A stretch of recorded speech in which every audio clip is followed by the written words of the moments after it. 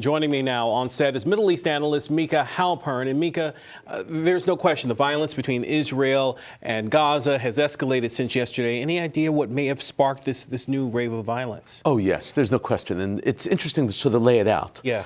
So I could have anticipated this. How we had the conversation a week and a half ago, I would have predicted this was happening. Why? Because this week actually is 1 year to the day of the march of removing Israel from the map. And so that march took place last year, and in the course of the year, they have gotten nothing as a result of it.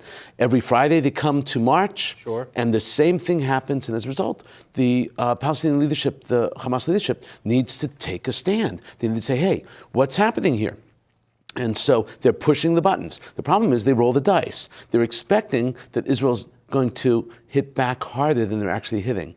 And that was a mistake.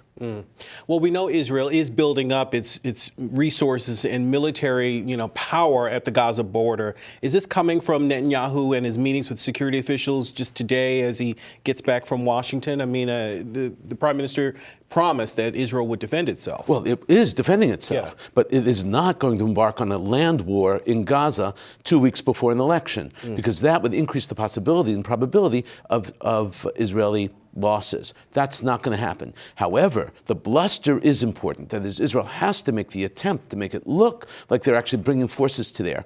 They will hit from the sky, because from the air they could do it without any chance and risk of Israeli losses. But isn't this a risk for Netanyahu, going into the election so close? I mean, how he handles this could make or break his reelection. Well, it's a balancing act, so he has to look strong, but he can't jeopardize the lives of Israelis in terms of even ground forces. So there's not going to be a war. So people who are talking about the war are talking about the thinking that it's an escalation, but it's an escalation just shy of the war. Hamas is looking at that. They're playing it on the brink. They said, how far can we push Israel over the brink? And Israel's not taking the bait, which is very, very important here. So they're going to hit from above. Will it be effective on Israel's part? I'm not so certain, because what they need to do is they need to ultimately wipe out the leadership of Hamas, and they have to find them and assassinate them. So in order to do that, they have to either hit and wipe out, let's say, their offices, but they're not in their offices. They're in bunkers way down below. Or they have to have targeted strikes of people on the ground, which might be strike forces, and that might be happening. But what about a ceasefire? I mean, there was talk of one last night, but as we say, these attacks and strikes have